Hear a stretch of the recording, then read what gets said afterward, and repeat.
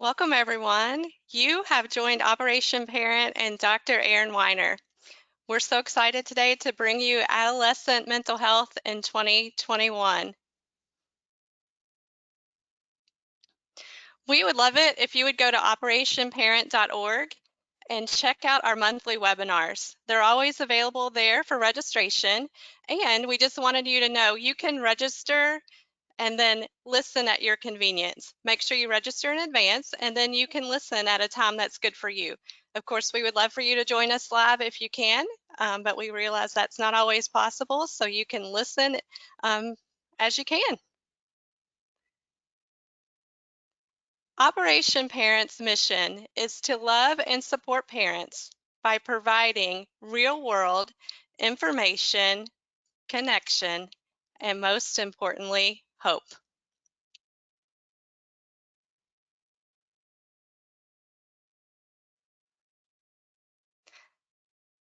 It's my pleasure this afternoon to give you a chance to get to know Dr. Aaron Weiner. He runs a private practice with Bridge Forward Group, LLC. We've known Dr. Weiner for a long time and had the privilege to work with him. He stays ahead of our tough culture by designing strong and very deep education for healthcare providers and for parents. He's on a trailblazing mission. He is an advocate for prevention. He is so active and helpful with all of his info that he puts out on LinkedIn. And so that to me, that's a great place to connect with Dr. Aaron Weiner and see what he's up to next. So thanks for joining us today, and we look forward to learning with you. Thank you so much, Michelle. You bet. And I'm so happy to be here and to come back and work with Operation Parent again. You guys do an absolutely fantastic job, and it's always a pleasure to be able to speak to you and the folks who care enough to come to these presentations. So today, what I'd like to talk with you about is from a parenting perspective, how do we help our children get through an incredibly difficult time, not just for us, but for them as well. And I think that sometimes when working with teenagers, it can seem like how do I get through? How do I make a difference? What can I do to help shape their experience?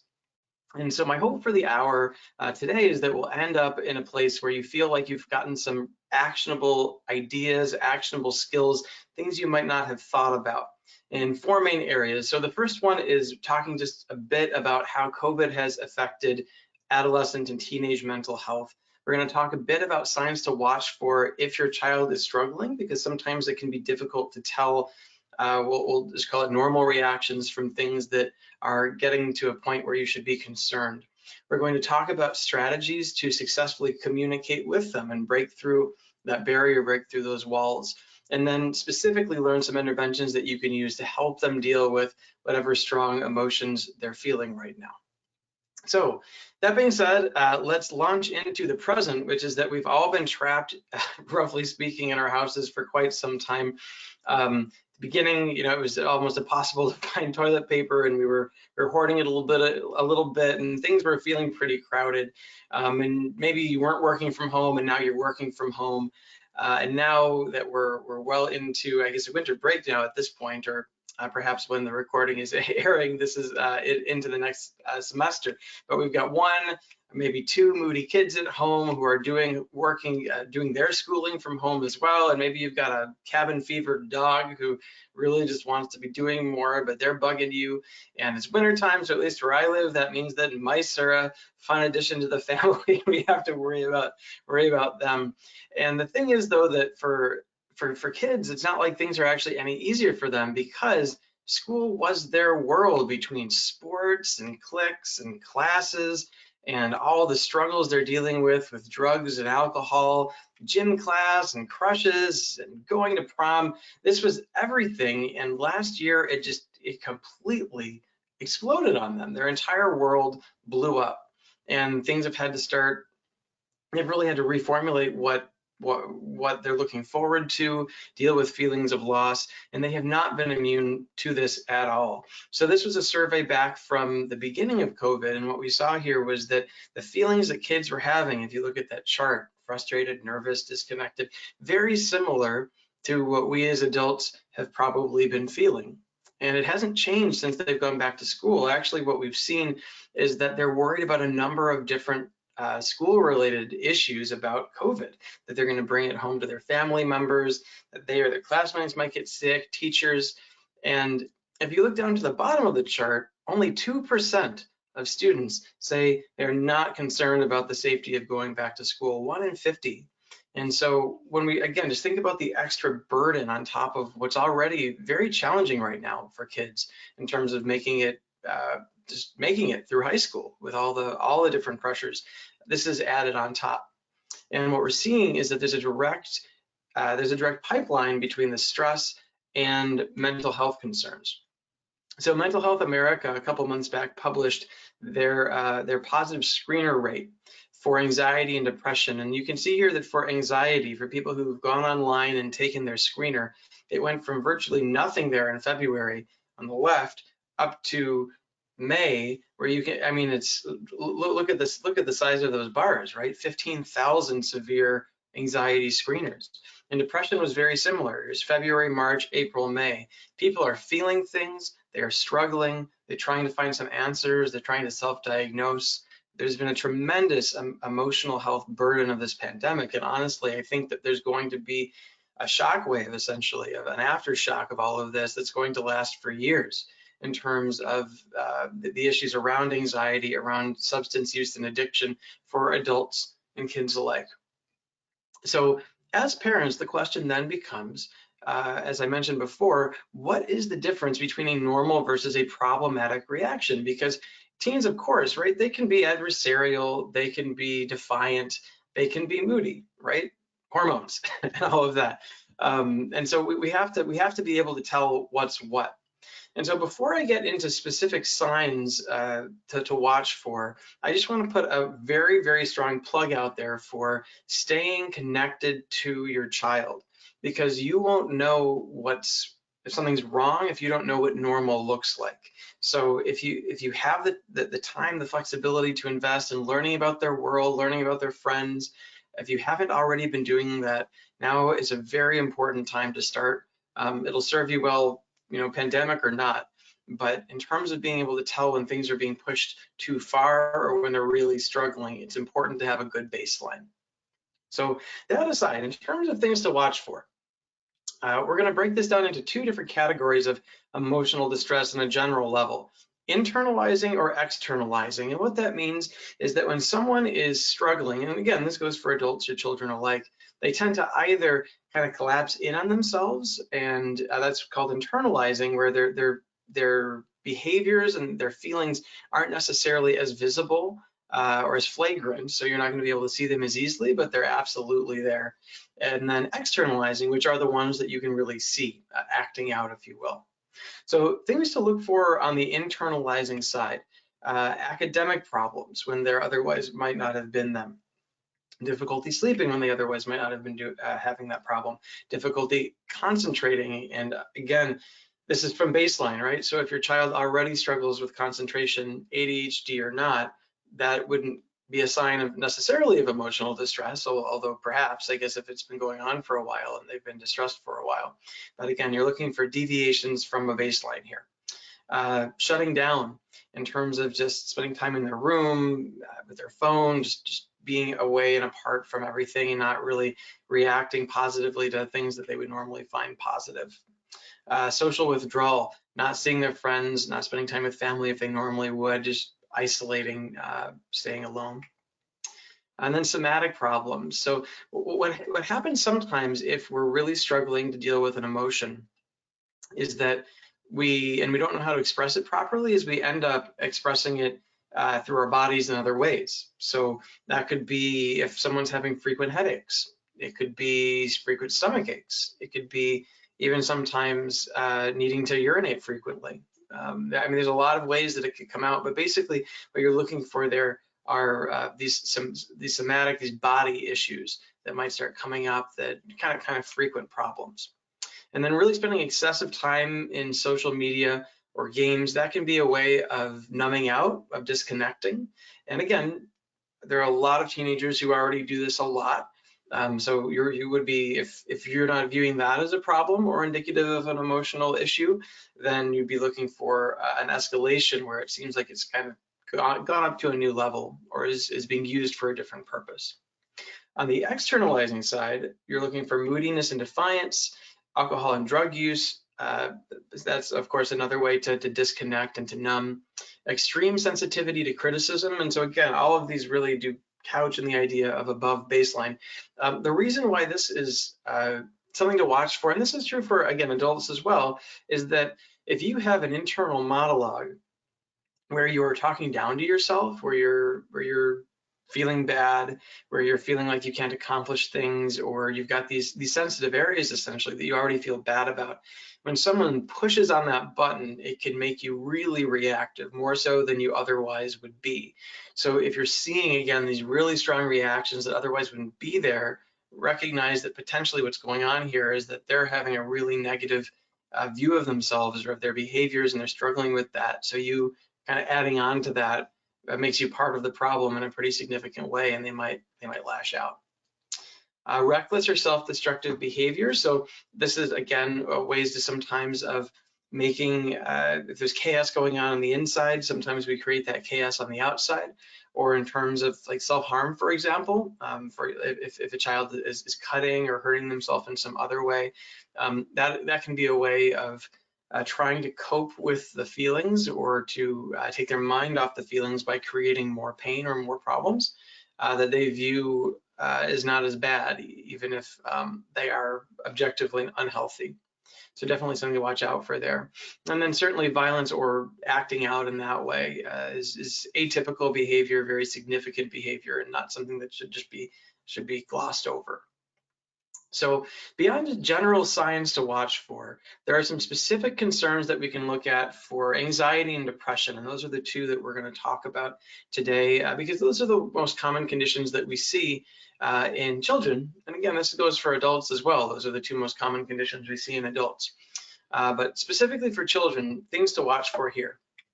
For depression, be on the lookout for negative thinking expectancies and comments. So what comes out of our mouth oftentimes mirrors what runs through our head.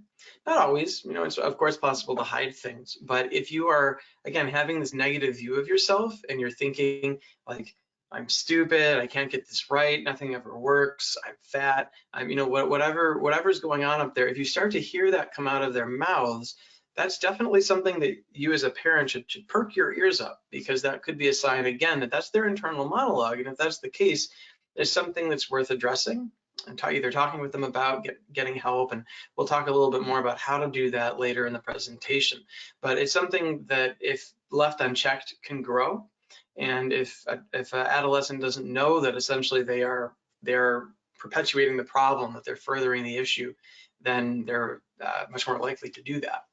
On a similar vein, statements of low self-esteem. So if they are saying that they feel like they don't have much worth, it's definitely something to watch out for. Not enjoying normally pleasurable activities. So this would, if a child would normally like hanging out with family or friends or watching movies. Our technical term for this is anhedonia, but it's a very classic symptom of depression, where it's just everything seems to lose its luster. Nothing is that interesting anymore. And so if you're starting to see that shift, it's something to definitely pay attention to. And then frequent crying, which should make an abundance of sense in the context of depression. If someone's just so overwhelmed with sadness and emotions, that's definitely not typical. A couple things to watch out for now in terms of suicide, because this is the leading cause of death, accidental death amongst kids. It's definitely, if we can catch the progression towards suicide, we can stop it. And so it's very important that we know what to watch for. So things to, as a parent, to definitely make sure that you are attuned to our thought statements or writings about death or suicide. Again, this is not a normal thing for teenagers to do, just in healthy mental development. It's not to say that you can't muse about death or get a little kids can't get a little philosophical or wonder or even be scared.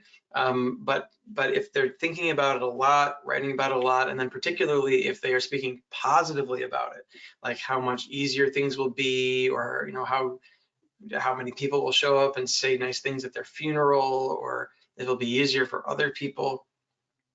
Definitely, that is definitely up even a further notch, and you need to be very, very aware of that. And then on a similar vein, giving away valued items, that is not a normal thing for kids to do. So if you see these sorts of indicators, definitely recommend taking immediate action to get your child some help and make sure that they stay safe. Now, in terms of anxiety, what you're looking for is just first a general sense of overwhelm. So always feeling like they just have too much to do. They feel stressed, they feel tense, might even be palpable around them. If you see them avoiding certain activities or groups, that is a hallmark of anxiety is avoidance. And we'll talk a bit more about what to do about that in a few slides, but essentially, if you if you are feeling anxious about something and you avoid it, that perpetuates the anxiety. But again, it's also this hallmark sign if you're seeing this avoidance that otherwise wouldn't be there. So oh, and then panic attacks, of course. Panic attacks are huge in terms of anxiety's impact on someone. So someone may have it, someone may not. But if they do, this is when you are having a racing heart, sweaty, might feel dizzy, have thoughts that you need to get out or something really bad is going to happen, wanting to escape, struggling in public situations. Again, that's more of an advanced anxiety reaction, and it's something that's very treatable. From a professional standpoint, but something that's definitely worth paying attention to and addressing as soon as possible. So the question then becomes, how can we help, right? Which is, I assume, why we're on this call, is that you want to be able to make a difference. And so in this next section, we're going to talk a bit about the ways that you can help address some of these concerns and work with your child at home rather than immediately needing to think about potentially working with a professional, although certainly we are very nice people and tend to do a good job, I would say. So don't be afraid, but let's see what we can do at home. So the foundation of any intervention that anybody does is you have to be able to communicate. And so there's a great acronym out of a type of therapy called CRAFT, called Communicating with Love. And love stands for listening, offering, validating, and empathizing in terms of how best to communicate with a teenager in order to get through to them and potentially to elicit change. So we're going to go through each of these now to try to flesh the model out so you can kind of get a feel for how this looks. So the first one is listening. And so this is, or to be more specific, we're talking about active listening here. So a lot of times we might just, when we're engaging with someone, we might not really be listening. Sometimes we're taking content, but we have an idea of what we want to say. We're just kind of like waiting for our moment, or we're going off somewhere else. And so when we are actively listening to someone, not only are we really tuned in, but we are showing someone that we're tuned in. And that's a big part of effective listening, is that you demonstrate to the communicator that you are listening to them. And so the ways that you can do, there's actually a lot of ways that you can be a really good listener, help someone dive deeper into their feelings. This comes from a theory called motivational interviewing, but I just want to highlight a couple today that I think can be helpful in helping your child talk a bit more about what's going on, and then also having them feel heard. So open-ended questions is a big one. And so the difference between a closed and an open question is that an open question isn't going to be answered with just a simple yes or no. They would have to go deeper. So an open-ended question oftentimes starts with the words like what or how or why. Because you can't just answer that quickly. So if you think again about the what, how, or why. So if you asked your child, what was the best part of your day? That's going to potentially elicit a longer response than if you asked them, did you have a good day? Yes. right? Yes, no, or fine. You know, they can't, of course, say fine, right? How was your day? Fine. That's possible. But if you have the ability to open it up, you want to structure questions in such a way, particularly if they're already talking, that allows them to keep going. Now, the other way that you can do that is simply to reflect back to the child what they are communicating to you without necessarily, you know, don't get up on a soapbox, and we'll talk about offering guidance in a second, but you're just reflecting back. So if your child is telling you that, you know, they're struggling, they're struggling with the class at school, then just saying, yeah, it is so hard. It's so hard when you're working and you're not getting the results that you want. And if you reflect that back, that gives them the opportunity to go a bit deeper, to talk about it more. It shows you that you see how they're feeling as well. You're reflecting that feeling back at them. And so they understand that they're communicating effectively. So if you're interested in more ideas along these lines about how do you be a good active listener, again, take a look into motivational interviewing online. There's also a great chapter in the book, the 7 Habits of Highly Effective People, and that seek first to understand is taken from there.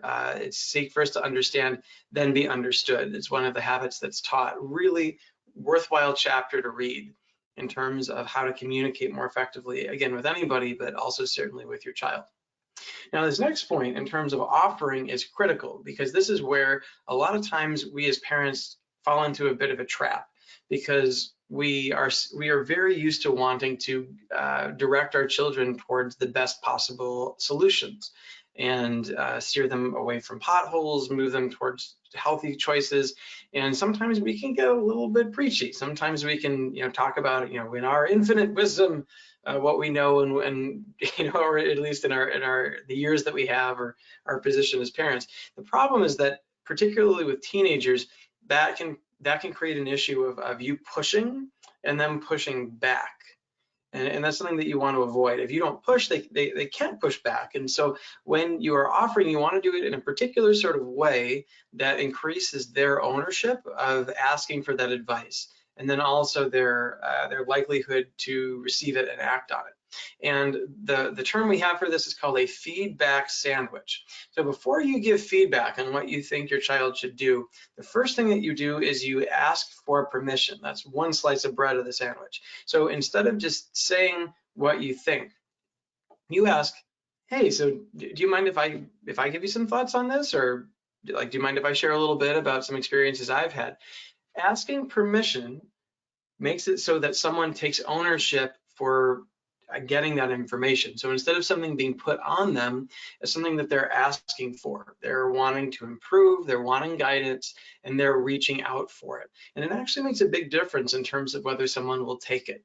Because again, there's that ownership aspect of it. And particularly if there's some power struggle dynamics that you deal with your child, this makes it so that it's not, again, like you're pushing something on them or telling them what you know they ought to do, or the pressure gets removed, which actually in many situations is a good thing.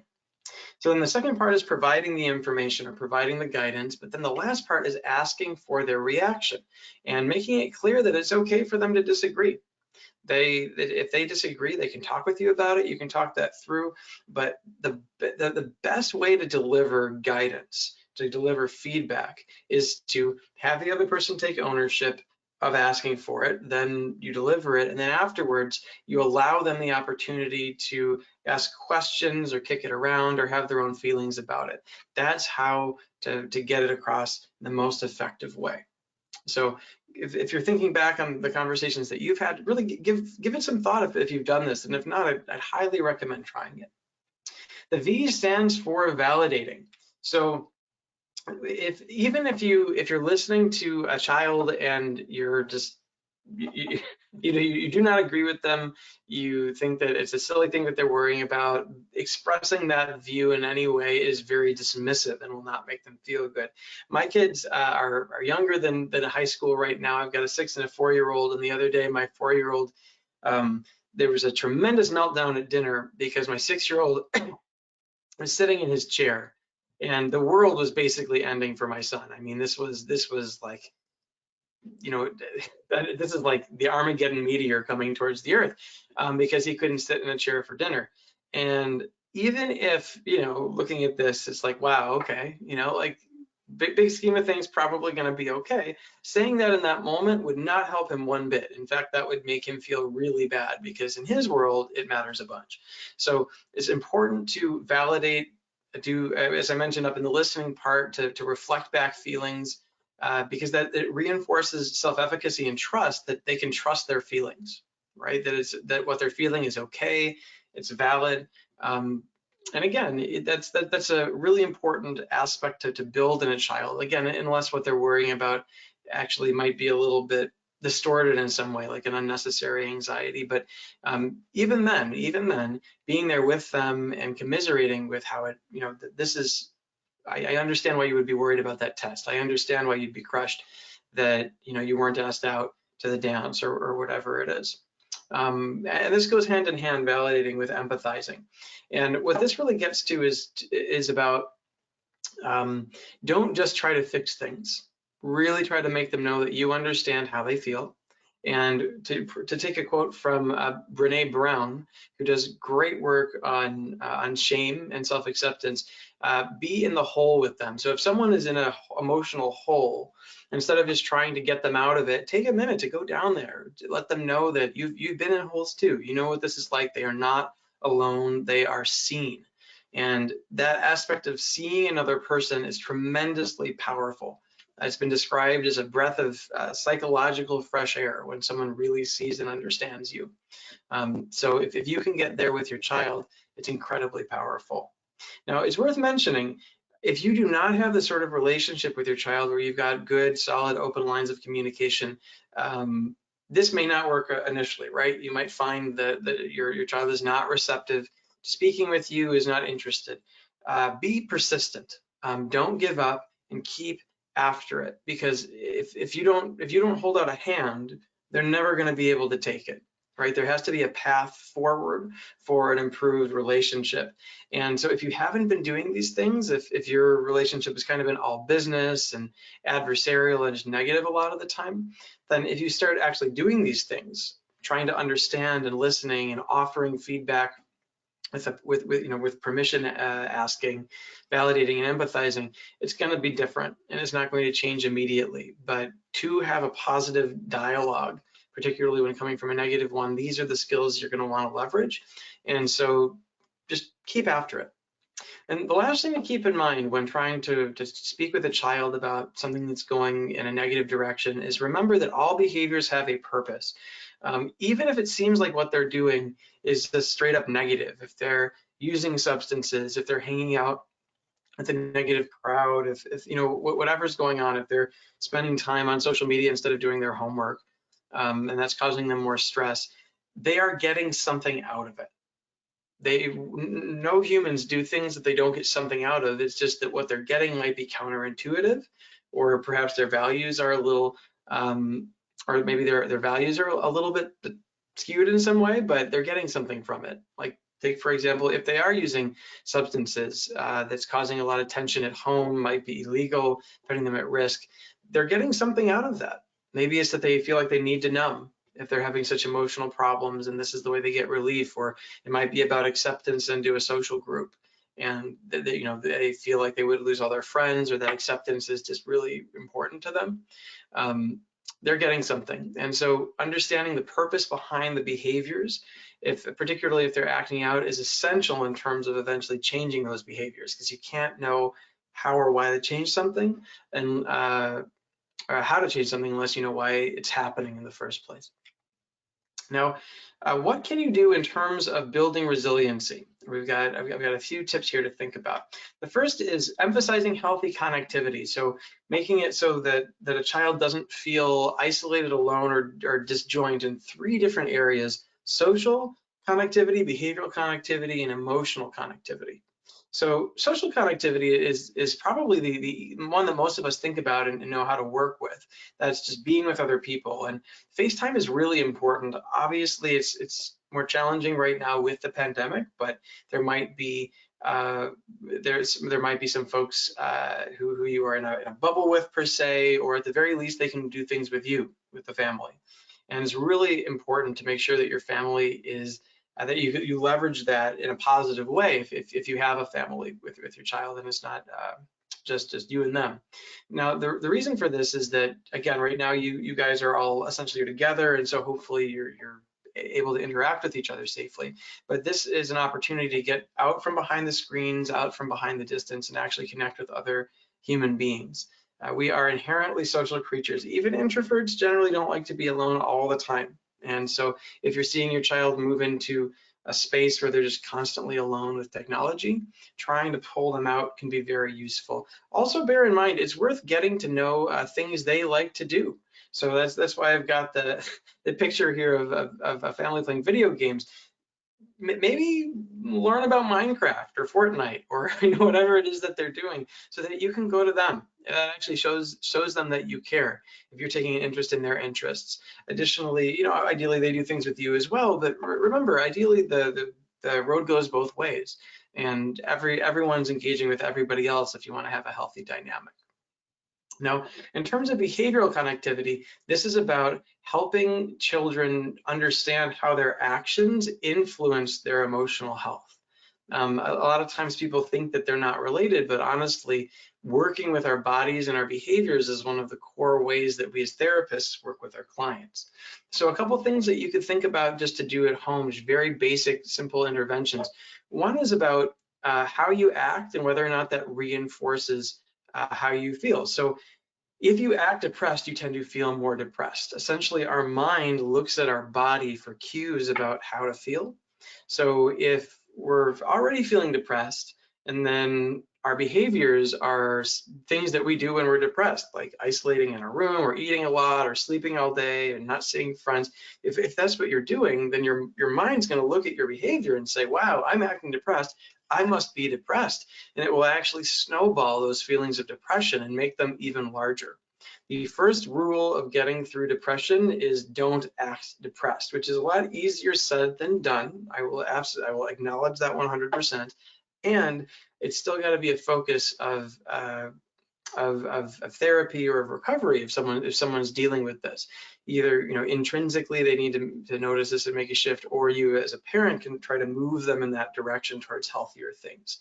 So one of the things, again, as therapists, that we do with folks who are feeling depressed is we take an inventory of their behaviors and figure out, okay, what are the things that you do when you're depressed, and then how do we get you doing different things? Because at worst, it means that you're not going to make your depression worse because you're reinforcing it. And at best, if you're avoiding unhealthy things and doing healthy things, you might even feel a little bit better, even if that child doesn't think that it's going to make them feel better. Again, worst case scenario, doesn't get worse. Now on the anxiety side, watching for that avoidance and what are called safety behaviors are really important in terms of not perpetuating anxiety and then also getting through it.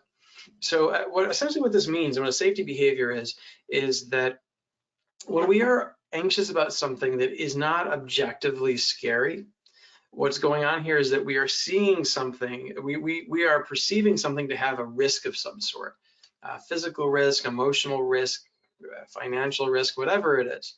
We see risk, and our bodies react to that in the only way it knows how, which is as if there's a physical risk. So we get the body tension, and our mind focuses on it really tightly, and we think maybe about escaping potentially if we're moving towards a panic attack. But that's how anxiety works. And what a safety behavior is, and avoidance, are ways that we try to keep ourselves safe and away from that threat. And it's self-reinforcing, because let's just go with avoidance for a second. Every time you avoid something that you're afraid of, you, one, get this immediate sense of relief, like, oh, phew, bullet dodged. And that actually is, that's a reinforcer, right? That feels good. We like that sense of relief. So just in and of itself, that avoidance is reinforcing. But then when you layer on top of it what's called a safety behavior, which we're about to define, is that it makes it so that you can't learn that you don't have to be afraid in the first place. So what a safety behavior is, and sometimes it can be a safety object. is something that you either have or do that you think keeps you safe, but actually is meaningless. And what it does is it prevents you from actually learning what you need to learn, that things are okay. So to give you an example of this, say you've got a child who is afraid of the dark, a young child, and so every night they go to sleep with their security blanket, and every morning they wake up alive. And they think that they are alive because there is a monster under their bed, and the blanket has kept them safe, right? That's their force field. So every night they go to sleep with their blanket, every morning they wake up alive. They are always alive. Therefore, this is a highly effective monster repelling blanket, right? And they become very attached to it. Now, if you were to take that blanket away, the first night, you'd have a very scared kid on your hands, right? They might be very scared and crying, but they would wake up alive in the morning. And if you did that for a few more nights, they would quickly learn that the blanket was not keeping them safe. The room was safe the whole time. The dark was safe the whole time. And that's how actually how you get over anxiety is you take away those safety objects in that example, or safety behaviors, things like avoiding flying on planes, or avoiding elevators, or avoiding social situations, or not driving on highways if you're feeling afraid of driving. I mean, we could go on, but they're just behaviors that you do that you think are keeping you safe through avoidance, or something that you're ascribing your safety to, in the case of an object, for example. But you can't actually get over anxiety until you take that away, because you can't learn. You think you're safe because of that, and instead of the environment being safe, the situation being safe. And that's what kids need to learn. So if you see your child hanging on to security objects, engaging in safety behaviors such as avoidance and others, really take note of that. And you can explain this to them as well about how this works as you're working them through the discomfort of exposing themselves to that anxiety. Once again, they can expose. It's called an exposure, when you come into contact with what you're afraid of and learn that it's actually okay. That's the ultimate goal. And lastly, emotional connectivity, being able to identify and express emotions is critical. If you can't do it, that's where unhealthy ways of expressing emotional stress start to pop out. Things like self-harm, things like eating disorders, anxiety and depression sometimes as well. If they start to build, they can come out that way. So you want to try to help them to label their emotions, explain them, talk about them, really wrap their arms around it so that it doesn't grow. So how do you do this in terms of encouraging healthy coping? So just starting with the basics, you want to watch out for some physical health angles here that just make everything harder if they are not stable. So sleep is one of them. If you don't sleep, everything gets harder. Exercise is another just staple in terms of stress management, depression management. 30 minutes a day does a tremendous amount of good. Nutrition can be the same way, where if you're not getting good nutrition, or if they're eating things that they honestly don't feel good about, like if they know they're kind of mistreating their body, that can send a signal that they don't value their health, which can compound on negative feelings of self-esteem if those are already there. Setting screen time limits as well, make sure that they're engaging in the real world and not just with the screen. Meditation is another really effective intervention that you absolutely can do as a child, that helps with depression, that helps with anxiety. There are actually specific apps on your smartphone that you can get that have modules for kids to help get them into it, so it's not quite as long or onerous. But breath work, so learning how to do deeper diaphragmatic breathing, learning how to do mindfulness meditation can be incredibly helpful for coping with stress. And it's worth mentioning as well that we do have to cope with stress and depression and negative emotions. I think a lot of times people just kind of view these sorts of pressures as just, that they don't really matter, and you just kind of go about your business and they don't impact you. But it really does not work that way. It builds up. It's kind of like, like with our physical health systems, right? Where like we intake food and water, and then we output the waste, right? There's input and output. The same thing has to happen here with emotional health. You're taking in all of this negative energy that just comes from being a person in the modern world today. You have to have a way to either expel it, get it out, burn it out, or to be able to release it. in some other way, like meditation, for example. Otherwise, it starts to weigh you down and starts to have an issue. So we really we can't discount it, or you'll start to see your children suffer, and of course that this applies to adults as well. Now, in terms of things that what we as adults can do and model, talking through emotions and problems is huge. So particularly if you have a child who tends to internalize and not talk about it, not make sense of their feelings, talk it out. This is something that you can encourage them to do and model for them. If you are partnered, you can have, if you're struggling, you can have conversations with your partner in front of the children so that they can see that this is something that you do when you have a problem. You talk with someone you love about it, you work through it, you share your feelings, and then you feel better. You can, of course, do that with your child as well and help guide them through it. But social support and talking is a huge component in terms of healthy coping. And then therapy. As I mentioned before, there's a lot of therapists out there. If you have commercial insurance in particular, there's just so many therapists available, generally speaking, that you probably wouldn't have to wait very, very long at all to find a good one. We're very well trained for the most part to work with these problems. And if you've learned anything today so far from the webinar, these are just some of the things that we learn as we go through our training. And so there's a lot we can do. So don't be afraid. Again, a lot of time mental health is very well covered these days in many insurance plans. And if you really are feeling like your child is struggling and you don't know what to do, it's a great idea to go get them some help early so that it doesn't grow. Think about when you're thinking about when is the time to go get help, think of it kind of like a trajectory. And what trajectory is your child on? Does it seem to be getting better over time, or is it potentially getting worse? So in terms of just a couple more strategies to talk about before we'll call it for the day, and I'd be happy to take some questions. The first is to make sure to reinforce and reward positive behavior. And this is really something that a lot of parents, particularly those with kids who are struggling, tend to gloss over, which is that we're very attuned to negative behaviors and trying to punish them or discipline them, saying like, no, that's wrong, that's wrong, that's wrong. But what we know actually from both humans and animals is that it's far more powerful to provide reinforcement for behaviors you want than just provide punishment for behaviors you don't.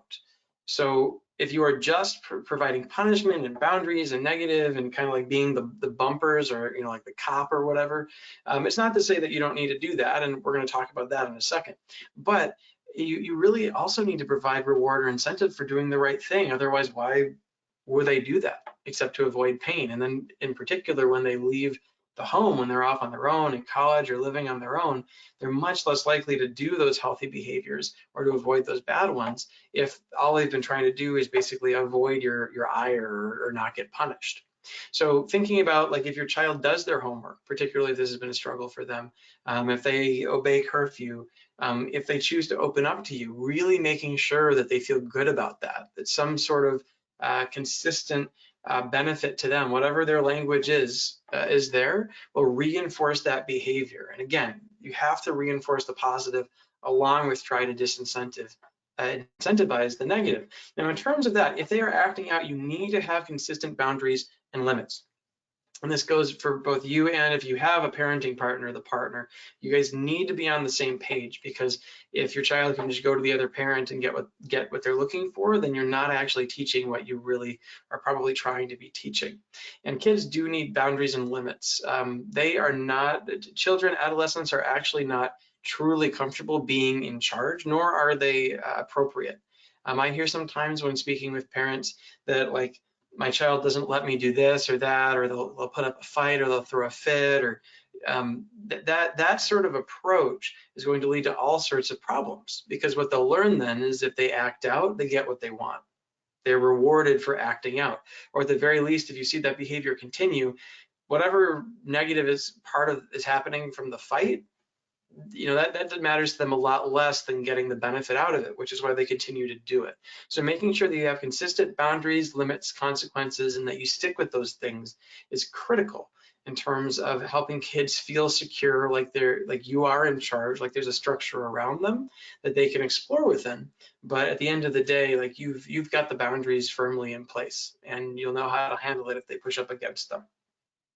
Make sure you have access to their social media and mobile devices. This is where a tremendous amount of the negative aspects of modern modern child social ecosystem right now exists online and social media, around bullying, around negative sexual content. I mean, there's just so much. So you have to be on their devices. You have to be able to see it. Remember, you are the one who bought it for them. You are the one paying for their plan.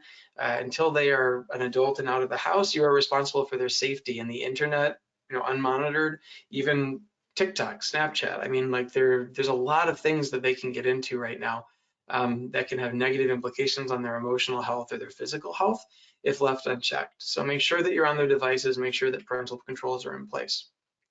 And lastly, as family leaders, you do set the tone. So bear in mind that you need to be on the same page, as I mentioned before. Take care of yourself and your marriage if you have one, because if your emotional or relational health suffers, it flows down to the kids. They see it, they sense it, they model it. So if you are anxious all the time, they are far more likely to be anxious all the time. If you are fighting with your partner all the time, they will see that as normal and be far more likely to be in a relationship with a partner who fights with them all the time.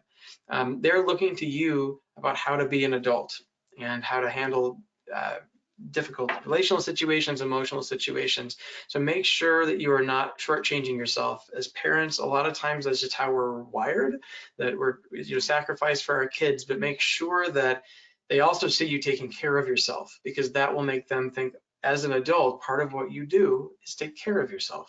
It needs to be modeled as well. So to conclude right now, teens, they really need support now more than ever. Stay tuned in. That way you'll know if something changes. That's really the bedrock of what we're talking about here. You need to know the start point to know if something changes. Second main take home for today is keep warning signs in mind. Really notice if things are starting to move in a negative direction so that you can take action to help keep your child healthy. Lastly, seek help if necessary. We are out here. We are happy to help. That's what we are here for. Don't be afraid. And remember as well that resilience, healthy coping skills, it can be built at home. Although we're here, there's a lot you can do on your end to help get your kids moving in a good direction. So with that, thank you so much for taking the time to be with us today and to listen to the webinar. If you would like to keep up with me and what I'm doing, do please check me out on Facebook, YouTube, and actually LinkedIn is the other platform that I'm on the most. Please feel also to reach out to me if I can help in any way, Aaron@weinerphd.com. Thank Thank you. you so much, Dr. Weiner. That was a wonderful presentation. Lots of great information. And please do follow Dr. Weiner. He's got great information, and we've had him in the past do webinars for us. So I'm sure we'll have him in the future again to do more webinars. I'm going to turn off your webcam, Dr. Weiner, and take back control. And hold on, let me just get my computer back. There we go. All right. Well, with that, I just want to tell you a few things about Operation Parent as we wrap up today. Again, just a reminder, we offer monthly webinars. We also offer rebroadcast webinars, and all these can be found at operationparent.org. And you want to go to the resource page. You can see free webinars that are our past ones that are available for watching at your convenience, as well as the ones that are coming up that are live events. So again, please go to operationparent.org. The next is our Parent Handbook. This is our newest edition. This is our 8th edition of the Parent Handbook. It is for middle and high school parents who have students in middle and high school, covering over 30 topics related to social world dynamics of your preteen and teen. They are available at operationparent.org. Go to the shop and you can order them and we will ship it out. It's $11.99 plus shipping and handling, and they are also available for bulk orders. Please follow Operation Parent on Facebook, Instagram, and Twitter. We also have a newsletter. You can find that on our website and sign up for that, which will keep you up to date on anything that's coming up webinar-wise. And with that, I just want to say thank you so much for attending Operation Parent's webinar today. Hope to see you at future events. Bye-bye.